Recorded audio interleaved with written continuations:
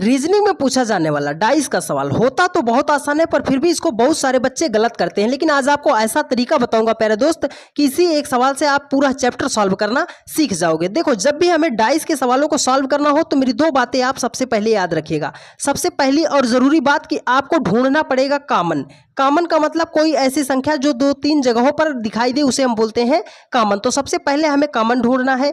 दूसरी बात क्या करनी है? दूसरी बात हमें करनी है एक ही दिशा से, मतलब या तो अगर पहले पासे में क्लॉकवाइज चले हैं तो दूसरे पासे में भी क्लॉकवाइज चलना पड़ेगा, मतलब एक ही दिशा आपको याद रखना है। तो चलो, हम यहाँ पर तीन पासे की स्थिति दी गई है, कोई सा भी दो पासा हम ले लेते हैं। तो चलो, मान लो हमने पहला और दूसरा पासा ले लिया, तो अब इसमें हमें कॉमन ढूंढना है कि कोई ऐसी संख्या है जो दो जगहों पर है। यहाँ पर देखो, एक है, 6 है, 3 है, 1 है, 2 है, 4 है। तो कॉमन क्या मिला? आप बोलोगे सर एक है जो दोनों जगहों पर है। तो हमने इस पहले पासे को लिया, एक को पकड़ लिया, ठीक है, एक को। तो देखो, एक से हम ऐसे क्लॉकवाइज चल रहे हैं, तो एक के बाद हम कहाँ पहुंचेंगे? आप बोलोगे सर 6 पे पहुंचेंगे, 6 के बाद कहाँ पहुंचेंगे?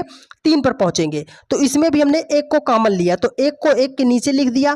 अब इसमें भी हम क्लॉकवाइज चलेंगे, ठीक है। तो एक के बाद कहाँ पहुंचेंगे? 2 पे, 2 के बाद कहाँ पहुंचेंगे? 4 पे। देखिए, वो क्वेश्चन में कह रहा है कि एक का विपरीत, तो ये स्थिति जो आपके सामने आई है, ये स्थितियां एक दूसरे की क्या है?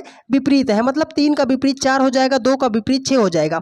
लेकिन वो हमसे पूछ रहा है एक का विपरीत क्या होगा। तो एक पासे में कितनी गिनती होती है? 6 होती है। यहाँ पे कौन कौन सी गिनती है? 1 2 3 4 6। कौन सी गिनती मिस हुई है? 5 मिस हुई है। तो एक का विपरीत पूछ रहा है, तो एक का विपरीत क्या हो जाएगा? 5 हो जाएगा। 5 ऑप्शन ए में है और यही आपका राइट आंसर